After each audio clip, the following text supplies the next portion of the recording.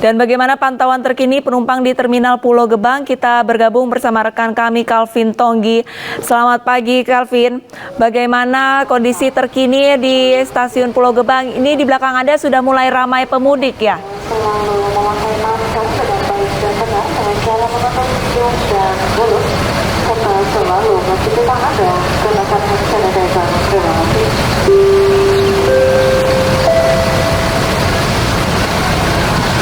Selamat pagi Arlista dan juga pemirsa. Ya, 3 hari menjelang Hari Raya Idul Fitri 1443 Hijriah, pantauan kami sejak pagi tadi memang ini sudah mulai terjadi keramaian oleh pemudik. Dan memang ini per tanggal 27 April sampai 30 April besok ini diprediksi akan menjadi puncak dari kepadatan jumlah pemudik. Dan antusiasme calon penumpang ini juga dibenarkan oleh pihak petugas, yang mana untuk tiket bis antar kota dan antar provinsi ini sudah habis terjual, meskipun harga jualnya ini 2 kali lipat dibanding harga normal begitu. Dan untuk data 28 April 2022 kemarin, ini tercatat 218 bus dan juga 2.770 penumpang ini berangkat dari Terminal Pulau Gebang, Jakarta Timur ini mengalami kelonjakan dibandingkan 27 April kemarin, yang mana ini masih di kisaran 2000-an. Dan untuk mengantisipasi lonjakan penumpang, ini para petugas menyarankan ke masyarakat untuk memesan tiket di luar tanggal favorit, yakni habis lebaran, yaitu H+1 ataupun H+2. Dan untuk destinasi favorit sendiri ini masih sama, yakni di kota Malang, Pekalongan, dan juga Tegal. Dan untuk protokol kesehatan sendiri ini juga sudah diperlonggar oleh pemerintah, yaitu dengan tidak perlunya tes COVID-19, baik itu PCR maupun swab antigen. Jadi hanya perlu vaksin booster atau dosis ketiga. Ya Arlista, kembali ke Anda. Calvin, untuk kursi ataupun ketersediaan di destinasi favorit, apakah sudah habis terjual atau masih terdapat sisa kursi yang tersedia?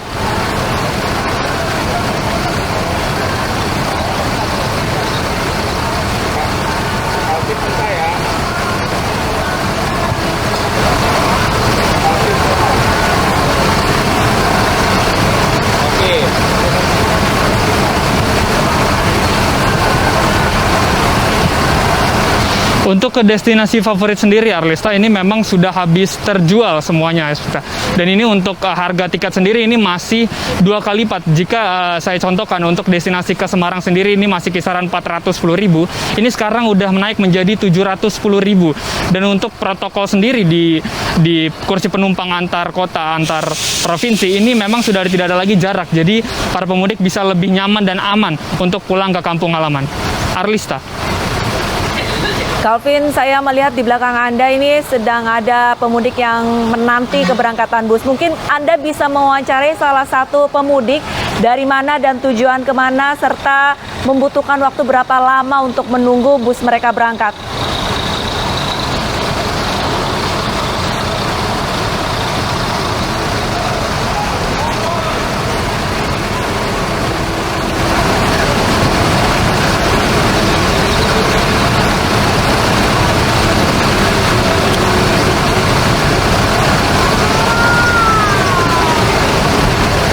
Baik Arlesta, mungkin saya akan mencoba untuk mewawancarai pengunjung, di mana ini memang sudah mulai terjadi kepadatan.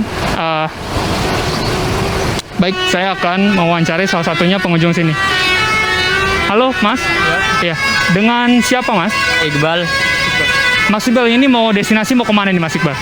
Purwokerto. Purwokerto. Iya. Ini mesen tiketnya ini dari Hamin berapa nih Mas? Dari tadi langsung sih. Dari langsung? Iya.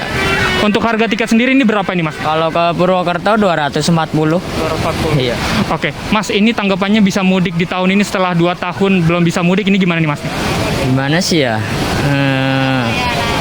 Gimana sih ya rasanya ya? Oke. Mas, untuk protokol kesehatan sendiri ini masih sama apa gimana nih Mas? Masih sama, iya. Cuma kalau sekarang harus udah vaksin ketiga sih. Kalau kemarin-kemarin kan harus vaksin kedua, udah boleh mudik. Sekarang kan harus vaksin ketiga. Terima kasih Mas Iqbal ya atas waktunya. Oke. Ya memang Arista, untuk protokol kesehatan sendiri ini memang masih sama, yakni di mana tidak perlunya lagi untuk tes COVID-19 baik itu swab antigen maupun PCR, dan hanya untuk vaksinasi booster saja sudah bisa pulang kampung ke kampung halaman. Arlista, kembali ke Anda. Baik, terima kasih banyak Calvin atas laporannya. Tahan dulu karena saya akan memantau kondisi terkini penumpang di stasiun Senen. Kita akan bergabung bersama rekan kami Lisa Oktaviani. Selamat. Maaf pemirsa, kita ke Yola di Kalimalang. Selamat pagi Yola. Bagaimana kondisi terkini arus lalu lintas di sana, Yola?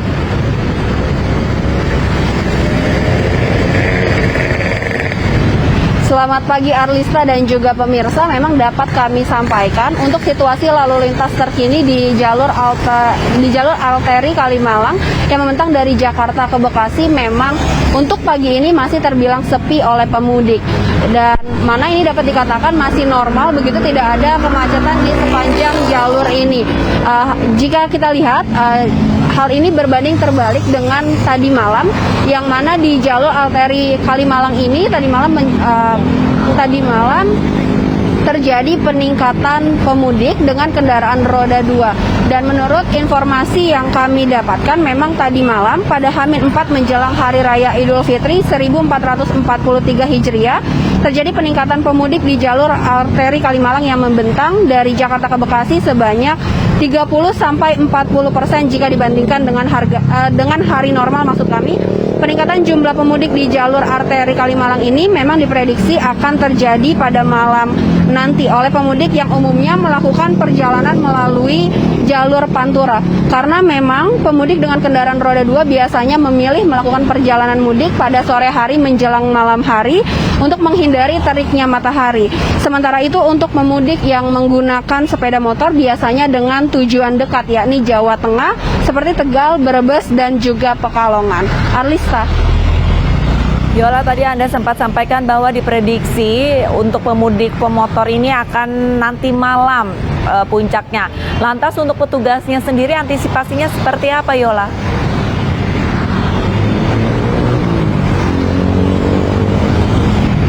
Baik Arlista, untuk prediksi puncak arus mudik yang akan terjadi nanti malam, memang para petugas di pos pengamanan ini sudah mulai berjaga, dan jika nantinya terjadi lonjakan pemudik, ini akan dilakukan sistem one way atau satu arah dan dilakukannya secara situasional untuk melihat situasi terkini. Arlista.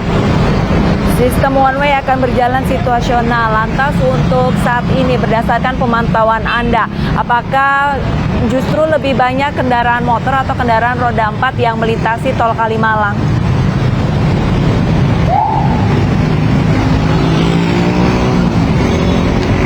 Baik Arlista dan juga pemirsa, memang untuk jalur arteri Kalimalang yang membentang dari Jakarta ke Bekasi ini memang untuk saat ini didominasi oleh kendaraan roda 2. Yang mana ini artinya kendaraan roda 2 lebih banyak dibandingkan dengan kendaraan roda 4 yang melintas ke jalur arteri Kalimalang ini.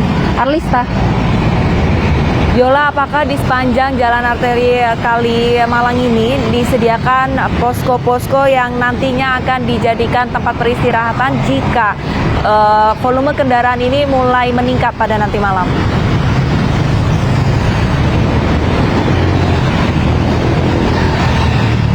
Baik Arlista, memang di sepanjang jalan arteri Kalimalang ini berdasarkan pantauan kami di lokasi memang terdapat sejumlah posko-posko pengamanan yang nantinya disiapkan untuk para pemudik yang ingin beristirahat maupun rehat sejenak dari perjalanan arus mudiknya mereka. Dan memang terdapat juga sejumlah pengamanan mulai dari polisi, TNI, dan juga Dishub serta Satpol PP. Arlista. Baik Yola, lantas kalau misalkan dari hasil perbincangan Anda dengan petugas setempat, diprediksi nanti malam, bisakah petugas ini memperkirakan kira-kira jam berapa nantinya volume kendaraan ataupun roda 2 mulai meramaikan jalan arteri Kalimalang?